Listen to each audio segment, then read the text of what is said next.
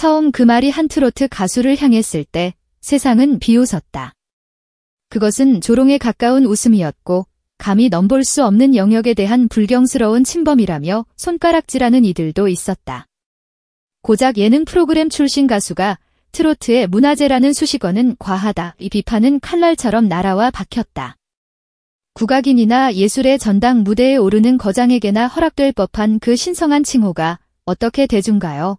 그것도 한때 뽕짝이라 폄하되던 장르의 가수에게 붙을 수 있단 말인가. 그 의심과 불신은 단단한 벽처럼 보였다. 하지만 2025년 7월 서울 강서구 KBS 아레나를 가득 메운 수만 개의 눈동자가 지켜보는 가운데 그 견고했던 불신의 벽은 한순간에 모래성처럼 무너져 내렸다. 그날 밤 송가인이라는 이름은 단순한 스타를 넘어 한 시대의 정서를 관통하는 거대한 울림이 되었다. 과연 그날 밤 무대에서는 무슨 일이 있었던 것일까? 그녀의 목소리는 어떻게 법과 제도를 뛰어넘어 대중의 마음속에 스스로를 국보로 등재시킨 것일까? 이제 우리가 미처 알지 못했던 그 경이로운 여정의 진실을 따라가 본다. 모든 전설의 시작은 미미하지만 그 뿌리는 범상치 않다. 송가인의 이야기는 바람이 영혼을 핥히고 파도 소리가 세상을 삼키는 땅, 전라남도 진도에서 시작된다.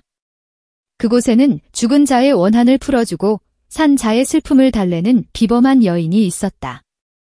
바로 국가무형문화재 제72호 진도시 김굿 전수교육조교 송가인의 어머니 송순단 명인이다. 어린 송가인에게 세상은 곧 굿판이었다.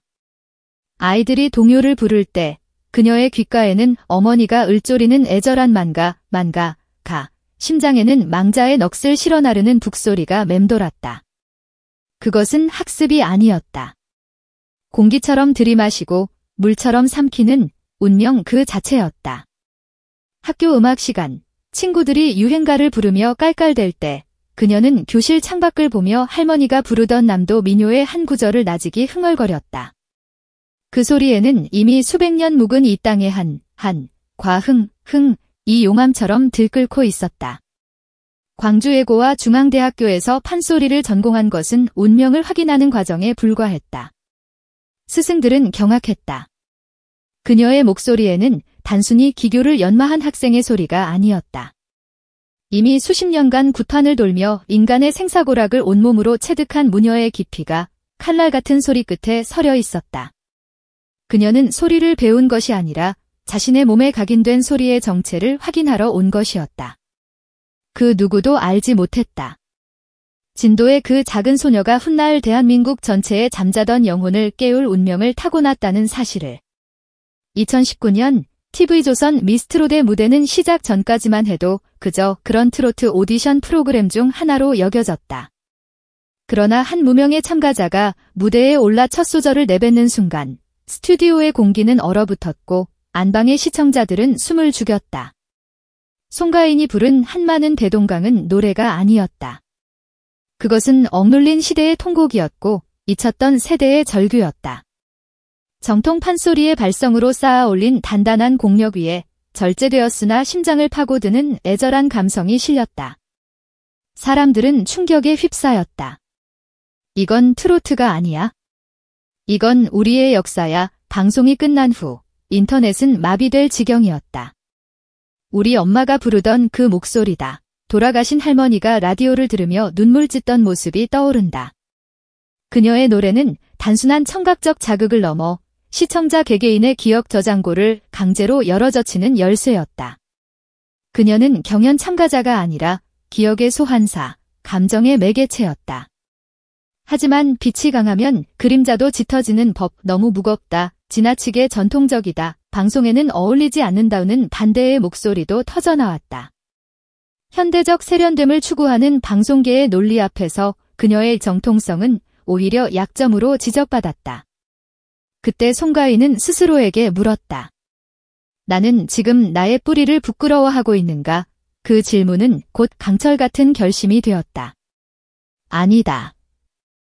나는 이 길을 더 멀리, 더 깊이 가겠다. 그녀는 이후의 모든 무대에서 자극적인 편곡을 거부하고 꿋꿋하게 한복을 입었다. 그것은 단순한 고집이 아니었다. 자신의 음악적 정체성이자 잊혀가는 한국의 소리를 지키겠다는 침묵의 선전포고였다. 시간은 흘러 마침내 운명의 2025년 7월 12일. 어스 어게인 퍼스트 러브 콘서트가 열린 KBS 아레나. 그곳은 단순한 공연장이 아니었다. 미스트롯이라는 첫사랑의 기억을 공유한 사람들이 그 시절의 뜨거운 감정을 가슴에 품고 다시 모인 성지였다. 조명이 천천히 꺼지고 무대 중앙으로 한 인물이 걸어 나오자 폭발할 듯한 함성으로 가득했던 공연장은 신기할 정도로 조용해졌다. 그 정적은 단순한 침묵이 아니었다. 수만 개의 심장이 하나의 박동으로 모이는 경건하고도 성스러운 기다림이었다. 마침내 스포트라이트가 그녀를 비췄다. 송가인은 화려한 멘트 없이 그저 객석을 따뜻하게 둘러보았다. 그리고 마치 오랫동안 만나지 못했던 가족에게 말하듯 조심스럽게 입을 열었다. 오랜만에 부모님 댁에 온 기분이에요. 그 짧은 한마디. 그러나 그 순간 거대한 댐이 무너지듯 객석 곳곳에서 흐느낌이 터져나왔다. 통곡에 가까운 울음소리가 파도처럼 번져나갔다. 사람들은 그 순간 본능적으로 깨달았다. 왜 그토록 많은 이들이 그녀를 살아있는 문화재라 부르는지를. 그녀의 말은 단순한 인사가 아니었다. 그것은 고된 삶에 지친 자식들이 명절에 고향집을 찾았을 때 느끼는 안도감, 세상 풍파에 시달리다 돌아온 탕아를 말없이 안아주는 부모의 품과 같은 것이었다. 그녀는 노래를 시작하기도 전에 자신의 존재 자체로 관객들에게 가장 깊은 위로와 카타르시스를 선사한 것이다. 그곳에 있던 이들은 더 이상 가수와 팬이 아니었다. 그들은 모두 한 어머니의 자식들이었고 송가인은 그들을 품어주는 시대의 어머니였다. 그날 그녀가 부른 진도 아리랑은 공연이 아닌 하나의 의식이었다. 어머니의 손을 잡고 구판에 섰던 어린 시절의 기억, 소리를 처음 배우던 순간의 전율, 무대 위에서 받았던 수많은 박수와 때로는 견뎌야 했던 침묵의 시간들이 응축되어 폭발했다. 한 여성 관객은 눈물을 훔치며 인터뷰했다. 저는 평생 국악 같은 건 모르고 살았어요. 그런데 송가인 씨 목소리를 들으면 왜인지 모르지만 눈물이 나요. 그 목소리 안에는 그냥 우리 한국 사람들의 속이 전부 담겨 있는 것 같아요. 누구도 그녀에게 공식적으로 국보나 문화재 칭호를 부여하지 않았다. 문화재청의 공표도 정부의 지정도 없었다. 하지만 무슨 소용인가? 이미 대중의 눈물과 침묵, 그리고 기억 속에서 그녀는 이 시대가 보존해야 할 가장 소중한 무형의 문화유산으로 자리 잡았다. 사람들은 그녀를 기 시대의 이미자라 부르기도 한다. 그러나 그것은 단순한 계승이 아니다. 이미자가 산업화 시대를 살아온 국민들의 애환을 어루만졌다면 송가인은 각박한 경쟁과 단절의 시대를 살아가는 현대인들에게 잊혔던 공동체적 정서와 뿌리의 기억을 되살려내는 존재다. 그녀는 과거의 전설을 잇는 동시에 누구도 따라할 수 없는 새로운 전설을 써 내려가고 있는 것이다. 그녀의 목소리가 우리 영혼을 뒤흔드는 이유는 명확하다. 그녀는 노래를 부르는 것이 아니라 우리의 삶을, 우리의 부모님을, 우리가 잃어버렸던 기억을 대신 노래하기 때문이다.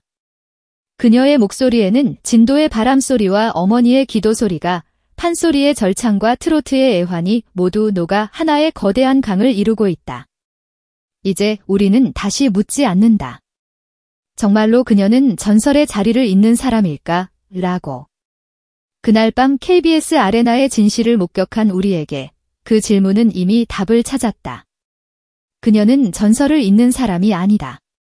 그녀 자신이 곧 이 시대에 살아 숨쉬는 전설이다.